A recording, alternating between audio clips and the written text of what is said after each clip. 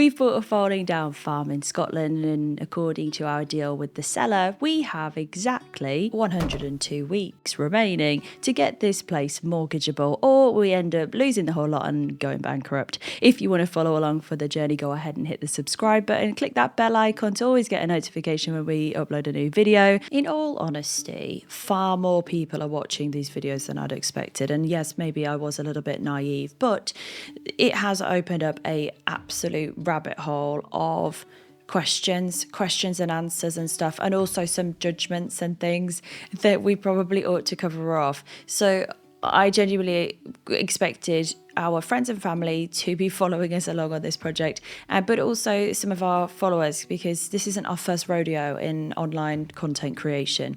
And so we need to cover off some Q&A, but what we'll also do is I'll just explain some context in this video, and then we'll also look at some demolition. So the first thing was questions about basically protect ourselves with masks. We are wearing masks most of the time. However, for us, it really is a little bit more of kind of a temporary thing, because when the mold's out, we're good. And as we start to watch Dan go and begin his demolition by stripping out that upstairs bathroom, which is kind of like the source of most of the problems, well, the roof is, but you know what I mean, we'll answer a quick question on the finance. So a lot of people have asked what the heck is this deal? Is this normal? No, it's not normal. Totally abnormal private deal between us and the seller.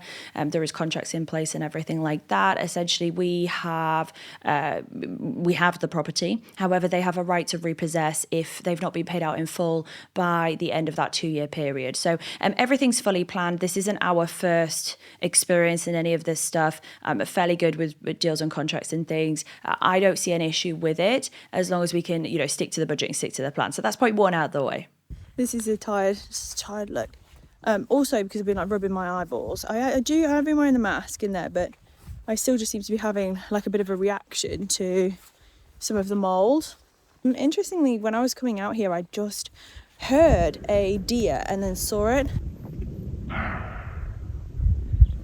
I still just love it here. I just love it. I love how quiet it is. And as we dip into week 2 now, although the tradesmen are giving us fairly bad news, but we expected that. It's just sort of trying to keep a hold of the budget, because we really don't have loads of money.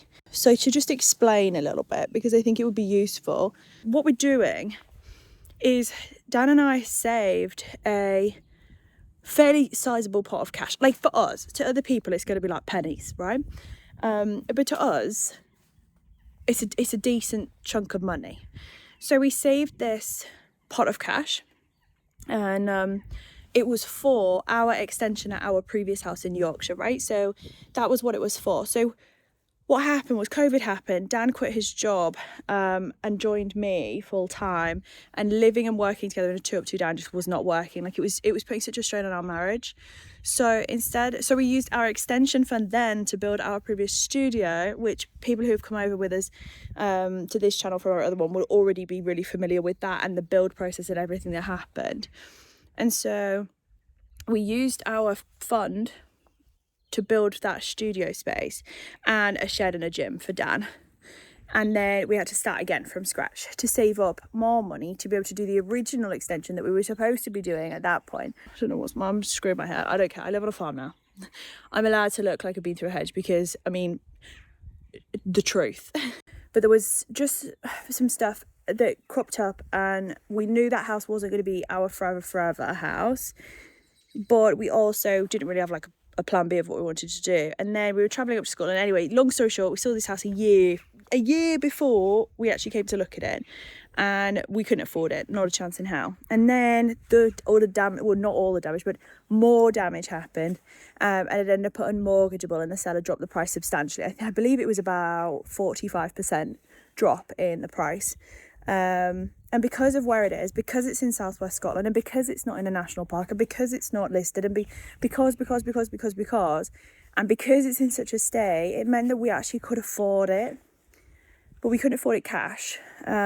So long story short, our extension fund for our previous house is what we've used for our deposit for this house. However, we do have some equity in our previous home. And so when that sells, we will be able to take the cash out. But what if it doesn't sell? What if it doesn't help? Well, that's where I have begged and borrowed from other people. Would not recommend. Genuinely wouldn't. The pressure I'm under, just self-applied, to pay that money back is insane. Traditional finance didn't work, modern finance didn't work, commercial finance didn't work, and so I begged and borrowed, and that's why we've got this place. So we need to sell our old house, right, not this one, our old house 4 hours drive away, so that I can pay those people back. I won't see probably any of that money, none of it. It is all going to pay people back, because the people have very kindly lent me money because they trust me to be the upstanding legend that I am, and that I'll keep true to my word and pay them back, and I will, because I'll move heaven and earth to be able to do that. But what it does mean is that we literally don't have a bottomless pot of cash. We've got finite funds, and that's why it's getting, the pressure's just here, like from a financial perspective, and how massive this project is. If you think you're watching this and we're going to do this in the next 6 months, that's not going to happen, because we're normal people. I don't have a milli to just sprinkle, and £1 million probably wouldn't even do it. Like, you'd need more than that. So yeah, she's not going to be done overnight. But what she is going to be done is in stages, with refinancing and different financing options. And then eventually, because I know how to do the process, if it pays off anyway, because I know how to do that process, it will mean that she will be done. And the site itself, all of it, will be done. And when it's done, in 10, 20 years' time, she will be worth $1 million. She'll probably be worth 1.5, maybe 2. Who knows? But right now, she ain't worth. And so that's a little bit of a summary, story of events. I'm going to go and sort my eyeball out. And with that all out of the way, we'll go back to Dan's demolition. He's going to talk you through a couple of things he found. Mid to end of ripping out everything that's wet in the bathroom, came in while tidying up. Newspaper on the floor from 1972. The previous tenants really did love this place, and that's clear to see in all the effort that they've put in everywhere, because genuinely there are so many lovely homely touches in here. It's a shame to see them go, but everything has to be stripped because it's all in such bad condition now. Plan is today, get the house open up, windows open, air flowing through, and rip out another wet room that's been caused by the leaking roof. Yesterday we did the bathroom, today it's time to do a bedroom. Let's get cracking. This is the room that we're starting in, and you might remember it from the videos previously gone out because of this. Beautiful. The next question that I'll address whilst we're watching this room be stripped of all of its mould is mainly kind of like our experience. So we have done builds like you've already seen. I've done lots and lots of different renovation projects. This would be my 29th home that I've lived in since I was born. So I've been in lots and lots of different places. None quite at this scale though. Obviously, as project manager,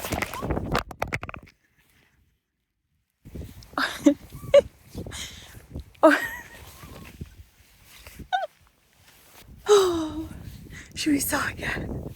Obviously, as project manager, I have to keep going in and checking on how Dan's doing. I mean, it's about once a day that I do my spot checks of the site, but it's time for a check. It's basically lunchtime now, so I'll go see how he's getting on.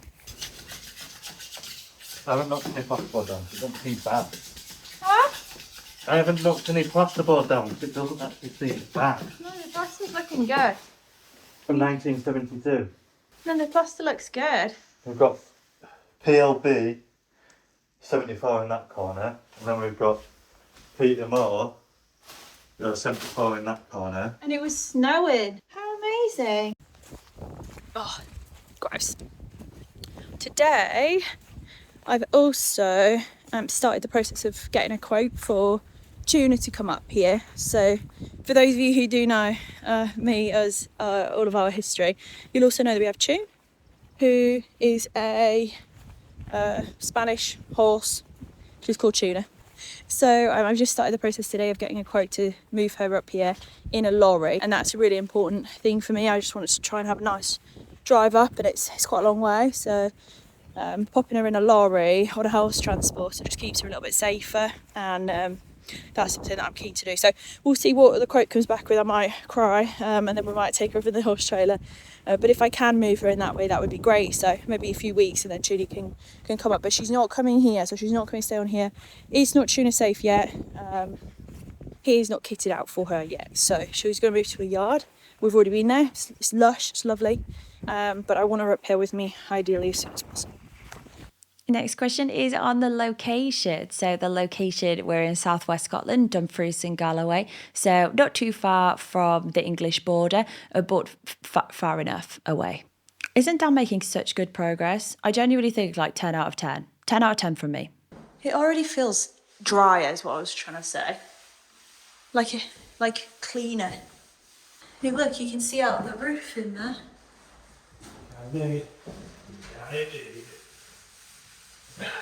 Yeah, you guys, that's not the height that I'm working at here. So what you can see now is Dan bleaching the walls. So he's literally bleach washing all of the walls, which kills all of the mold that's on there. So he'll bleach wash it all and then make sure that it can air to dry. But at the same time this was happening, I could hear an ATV or a quad, and I could hear it, and I was like, where the hell's that coming from? So I goes out. Anyway, it's only one of our neighbours from across the ways. And look, they're a dairy and they've brought us some cheese. How cool is that? Adorable, super nicely branded, by the way. Cheese from the neighbour. And I just think that's so sweet. How nice is that? How sweet. I best put that in the fridge and not tell Dan about it. Nom nom. I've just got the invoice through to pay for Tuna's transport. Gillies are just fantastic. I've done it again. I've come in my freaking slippers. Oh, that's the third time now. Oh, the boss is coming. Oh, The boss is here. I need my phone. heading downstairs and into that bad bit where the ceiling fell through, Dan just continued with his little strip out. So making massive progress. All of this is kind of completed in only really a handful of days. And yeah, let's have an explore of this one. This is your new reconstructed, redesigned wet room. All right. Wait, hang on. That is, isn't it? That's the original external wall. Yeah.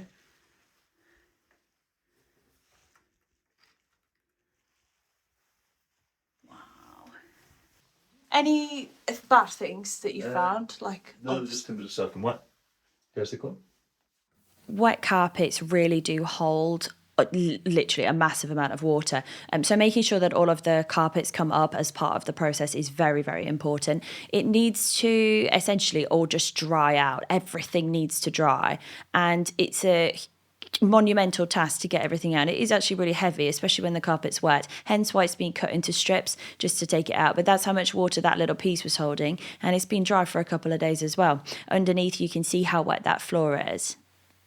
Today's task is to strip all of this landing space out. And so with this window, I'll tackle some iffy comments that we've got. I have quite a few, actually. Obviously, I didn't really portray myself in the best light. I didn't really think stranger danger was going to happen, but it seems like we've got some misogynists knocking around. So if you were expecting us to be a family where the man is the breadwinner and the female is the housewife and stays at home, you're wrong. I've started a couple of businesses. For me, running the businesses obviously is vitally important. Dan actually came and joined me to help support and run the businesses, but he is more of a doer. He likes doing the doing. So he's doing what he really enjoys. And I'm actually taking over most of the business stuff. So if you think that I'm going to become a housewife, it's just not going to happen. I live to work. I absolutely adore it and I love my career. So yeah, sorry, not happening. I have never been so ungrateful for a dry bit of wall when stripping wallpaper. Why are you dry? It appears Dan's favourite thing is actually just to smash walls. And it's a good job that this house actually needs lots of them smashing out.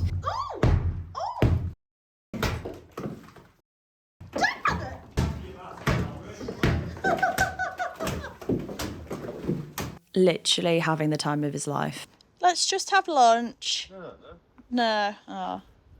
So Dan, it really is in his element when he's doing things. He loves doing landscaping. He's pretty handy at DIY. We've done quite a lot of different projects together. We have a lot of land knowledge and farming knowledge in the family as well. So together as a group, we're pretty well placed. I'm exceptionally good at project planning, project management, budget, finances and stuff. Really bad at mental arithmetic. But if somebody needs something done, I promise you I can do it. So we're pretty confident that we can get this place turned around. But yes, we were super shocked. Well, I was having a right wobble, wasn't I, really, in week one, let's be honest.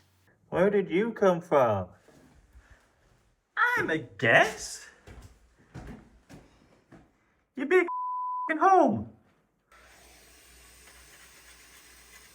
And in between all of his smashing everything, he's still coming home and doing the wallpaper stripping. I have actually had to tell him that he needs to go to bed sometimes because he just wants to carry on. I'm like, Dan, you need to sleep. You're going to make yourself ill. You can't carry on at this trajectory forever and a day. So, yeah, you just can't hold him back. He lives smashing stuff out. I feel like it's maybe cathartic for him. I'm unsure.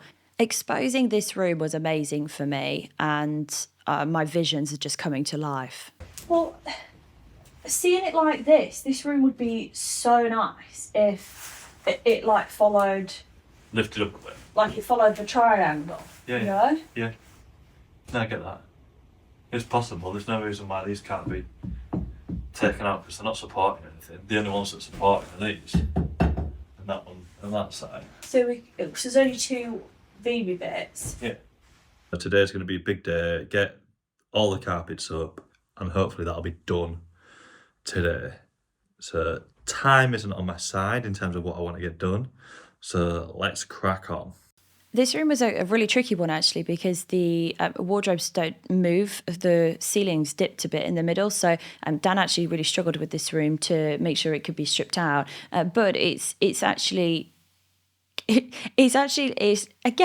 one of those ones where it's like the bare bones of the place are just so beautiful. The whole place is beautiful, absolutely amazing. What a fantastic family home. It just needs a little bit of putting back together again, and to put it back together, unfortunately, you have to break a few eggs to make an omelette, and our eggs would be breaking. Our eggs would be breaking right now. But you guys, just wait. When she comes together, she'll be beautiful. That was water on the inside. Can I have a room be as easy as that, please? But we don't worry about water on the inside at the moment because she'll dry. This part was a bit sad though.